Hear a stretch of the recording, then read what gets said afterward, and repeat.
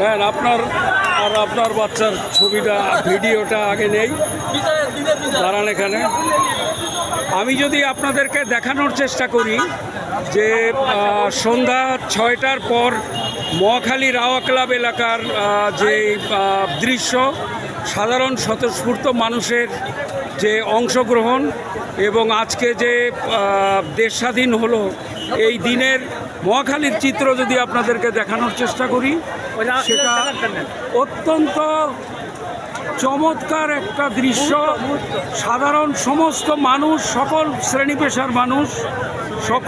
পেশার মানুষ রাস্তায় নেমে এসেছে এবং ছাত্র মহাখালী এলাকায় গতকাল সাবেক সেনা কর্মকর্তাদের একটা সংবাদ সম্মেলন হয়েছিল, যেই সংবাদ সম্মেলনে রাওয়া ক্লাবে প্রাক্তন সব সেনা কর্মকর্তারা ছাত্র জনতার আন্দোলনের প্রতি সংহতি প্রদর্শন করে নিজেদের সমর্থন ব্যক্ত করেছিল।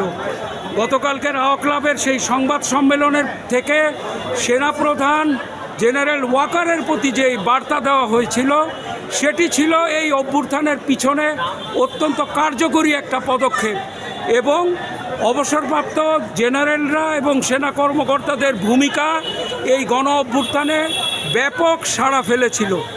আমি যদি আপনাদেরকে দেখানোর চেষ্টা করি মহাখালী রাওয়া ক্লাব এলাকার দৃশ্য, যেখানে সর্বস্তরের শ্রেণী পেশার মানুষ স্বতঃস্ফূর্তভাবে এই অভ্যুত্থানে অংশগ্রহণ করেছিল। আজকে বিজয়ের পরে মানুষের উল্লাস এবং আবেগকে তারা ধরে রাখতে পারেনি, তারা রাজপথে নেমে আসতে বাধ্য হয়েছে।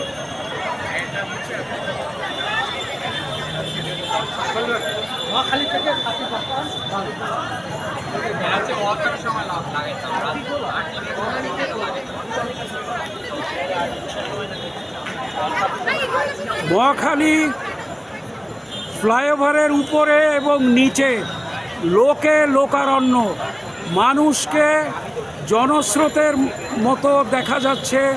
আজকে রাজপথে জনস্রোত, যেই জনস্রোত মানুষের উল্লাস, আবেগ নিয়ে তারা রাস্তায় নেমে এসেছে।